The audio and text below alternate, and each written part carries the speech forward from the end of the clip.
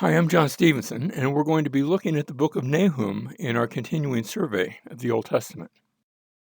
We've already seen Jonah, so I want to compare Nahum and Jonah. Both Nahum and Jonah focus upon Assyria and what will eventually be their capital city of Nineveh. I'm not sure if it was the capital city in Jonah's day, but it was by the time Nahum writes. Both Nahum and Jonah contain prophecies of Nineveh's destruction. In Jonah's case, the prophecy is 40 days from now, Nineveh is going to be destroyed, but God doesn't destroy it because of repentance. By the time we get to Nahum, there's a prophecy of its destruction, and it's going to happen. Both Nahum and Jonah close their books with a question. I think this is the only two books in the entire Bible that close the book with a question. Here's a map showing where Nineveh is. Notice just on the west side of the Tigris River. This, like I said, became the seat of the Assyrian Empire, although that empire, by the time we get there, has grown and is going to come all the way down, or really all the way down to the borders of Egypt, and then eastward all the way down to the Persian Gulf. It's going to encompass a large area. Uh, it Nineveh will come in 721 BC, had come already by the time that Nahum is writing, had come and taken the northern kingdom of Israel away, and sought to do the same thing with the southern kingdom of Judah. God intervened, and they were stopped. But the Assyrians presented themselves to their palaces. They put wall paintings showing the way they would treat their captives and their prisoners. They had invented a form of impalement/crucifixion. They would take their captives and torture them. There were probably other countries that did the same thing, but other countries didn't adorn their palace walls with these images of cutting off hands and feet and taking heads and just placing them all around the city. Notice that's the picture that you have on the right, a city that's been captured, and the impalements and the tortures. The Assyrians might not have been the only ones doing it, but they were the only ones who adorned their walls with these sorts of pictures. Nahum chapter 1, verse 1 then starts off, the oracle of Nineveh, the book of the vision of Nahum the Elcushite. Verse 2, a jealous and avenging God is the Lord. The Lord is avenging and wrathful. The Lord takes vengeance on his adversaries. Do you see a common theme there? Avenging, wrathful. The Lord takes vengeance on his adversaries. He reserves wrath for his enemies. There's a lot of anger built up in this book, and it's anger that the Lord has for the mistreatment of his people at the hands of Assyria.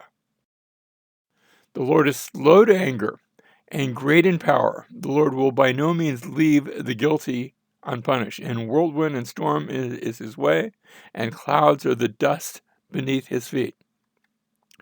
This reminds me a bit of the language of Exodus chapter 34, where we read the Lord, God, compassionate and gracious.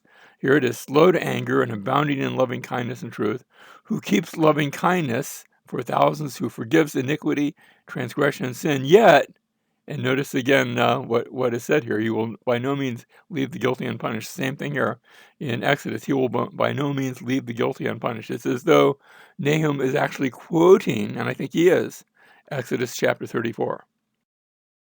Verse 4, he rebukes the sea and makes it dry. This is going back to the Exodus event. He dries up all the rivers. Bashan and Carmel wither. The blossoms of Lebanon wither. Mountains quake because of him, and hills dissolve. Indeed, the earth is upheaved by his presence, the world and all its inhabitants in it. We come to verse 6 and ask, I guess, what is sort of a rhetorical question. Who can stand before his indignation? Who can endure the burning of his anger? His wrath is poured out like fire, and the rocks are broken up by him. The Lord is good, a stronghold in the day of trouble, and he knows those who take refuge in him. So there's going to be a message of hope for those who take refuge in the Lord. And the hope is that God is going to judge the city of Nineveh and those who are coming against God's people.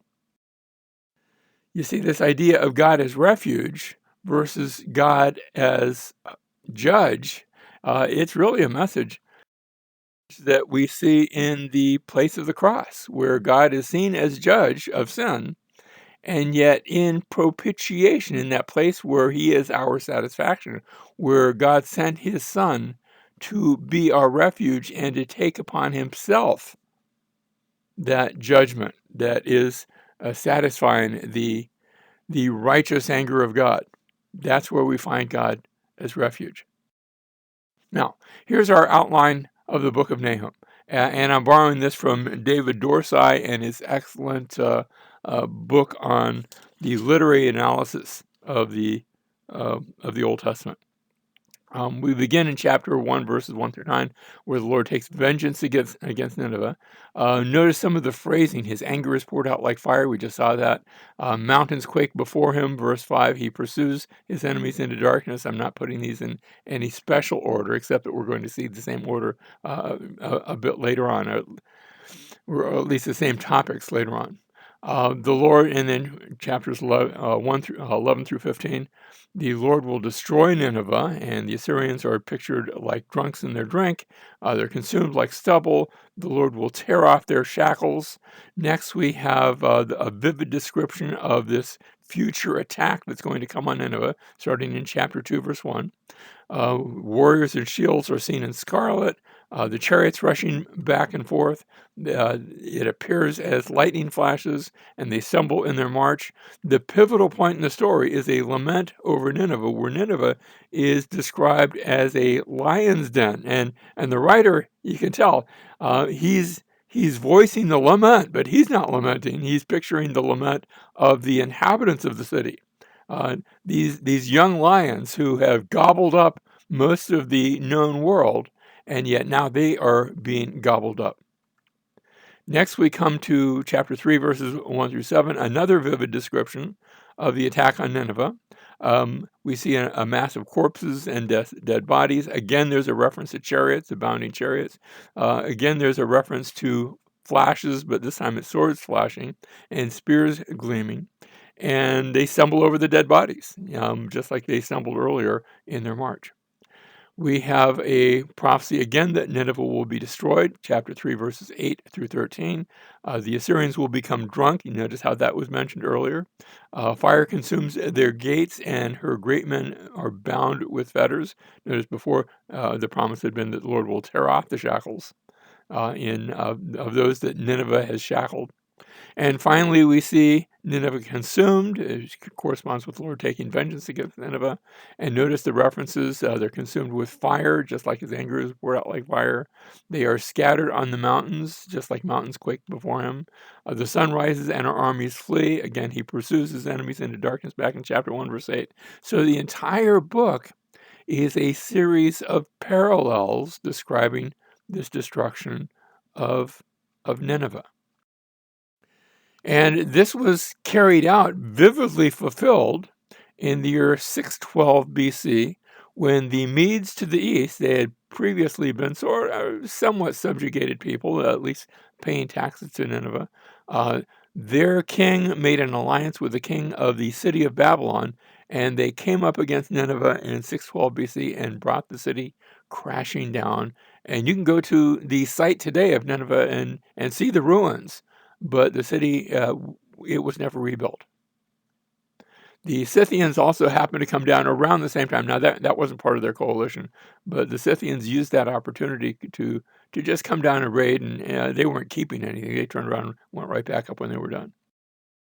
Now, the name Nahum means comfort. Indeed, there's a village in Galilee that carries this name. It's called Nahum. That is the village of Nahum. We say Capernaum, that city right on the Sea of Galilee. But the name Nahum means comfort, and there's a play on his name, I think, where Nahum chapter 3 and verse 7, it says, "And it will come about that all who see you will shrink from you and say, Nineveh is devastated. Who will grieve for her?" And the answer is not a lot of people. "Where will I see comforters?" Naham is the root word there. "Where will I see comforters for you?"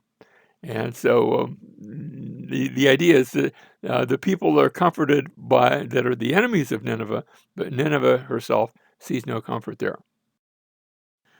My Old Testament theology professor, Dr. O. Palmer Robertson, from many, many years ago, says this in his delightful book, The Christ of the Prophets, page 119. He says, the nations are also regularly condemned for their acts of violence and their idolatry. And then he goes on, but the crime most often emphasized by the prophets is the sin of pride. And that sin is spotlighted here in the Book of Nahum, how that the Assyrians had grown proud and we use the term and drunk, as it were, on on the blood of their enemies, on the misfortune of their enemies. And we see the same idea expressed in 1 Peter chapter 5, beginning in verse 5. Clothe yourselves with humility toward one another. For God is opposed to the proud, but gives grace to the humble. Therefore, and here's the application, therefore humble yourselves under the mighty hand of God, that he may exalt you at the proper time, casting all your anxiety on him, because he cares for you.